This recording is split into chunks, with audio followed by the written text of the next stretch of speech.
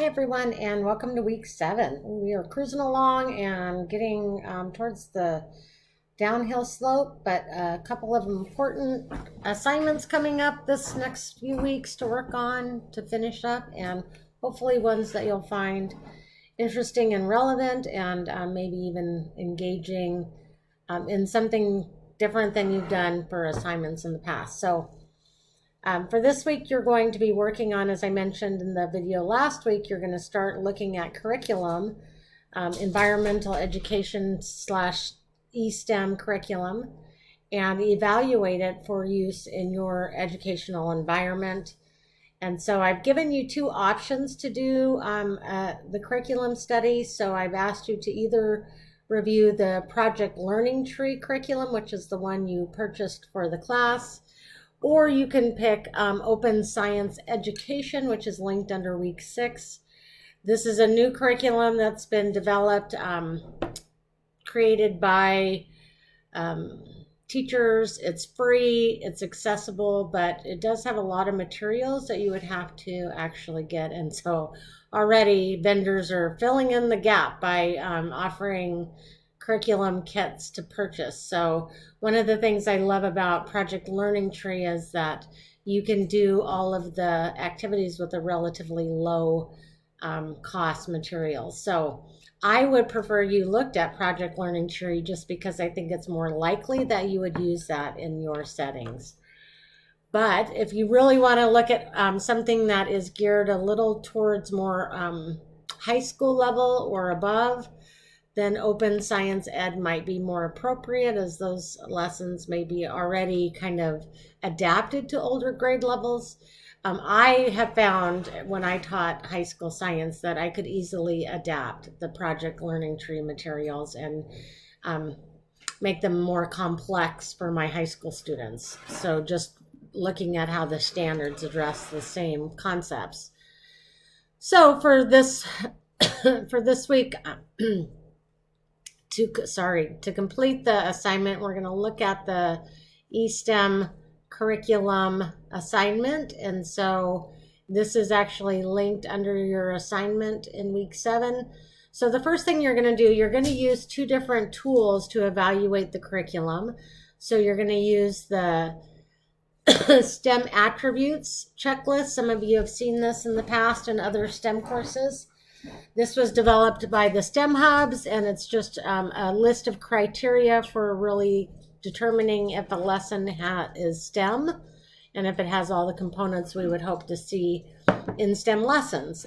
The second tool, and so you see these listed here. So here's the South Metro Salem STEM Hub STEM curriculum tool, and then you have the NAEE guidelines for excellence in environmental education, the 6 key characteristics. So you're going to use those as well to evaluate. And so if we go back to our Canvas site, you'll see those are linked here. Here's the matrix, and here's the guidelines, and here's also again the description of how you're going to do this. So you're going to look through the curriculum, and you're going to choose for either one of the curriculums. You're going to choose one that's really focused on environmental issues.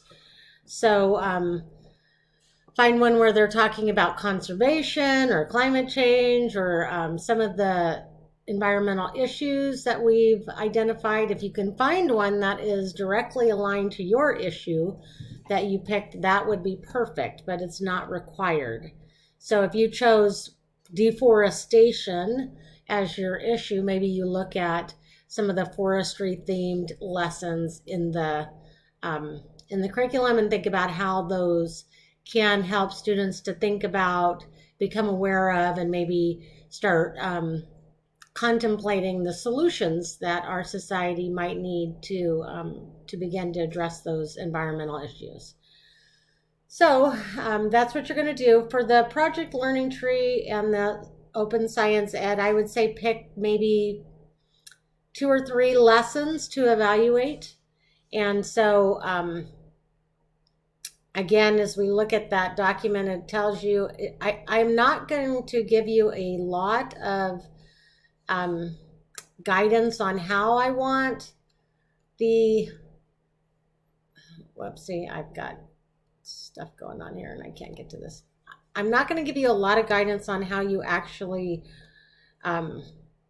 write the report that you're going to be doing. So I want you to actually just create a conclusion report. So if you look at step 4, so let me back up a little bit. So you're going to set your own goals for evaluating this, but mostly, you know, I would hope that you're thinking about how can I use this material, or will this be good to use in my classroom? How does it align to standards, maybe standards in a different content area? So you can have some broad questions. I've given some examples, or maybe more focused questions, but you do need to have some guiding goals. So start with that, and then again, look over the review criteria between the NAAE guidelines and then also the STEM attributes, and then look at the curriculum. And then as you do that, take notes about how those connect.